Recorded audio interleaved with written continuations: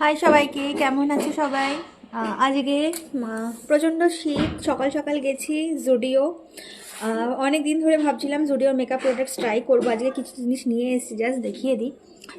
একটা এই কালারের রয়েছে হচ্ছে নেল পলিশ, বেস কোট। জানি না কেমন লাগবে, আমি তো নখ রাখি না, পরিনি কখনো এই কালারটা। তো এই কালারটা নিয়ে এসেছি, একটা বেস কোট নিয়ে এসেছি। সাথে নিয়ে এসেছি জুডিও গ্লো স্কিন টিন্ট। ওকে, গ্লো স্কিন টিন্ট, এটাতে ভিটামিন সি, হাইলোক্রনিক অ্যাসিড দেওয়া রয়েছে, SPF 50ও আছে। আমি ওখানে ট্রাই করেছিলাম, স্কিনটা গ্লো করবে, বাট টিন্টেড নয়, খুব বেশি টিন্টেড কিন্তু নয়।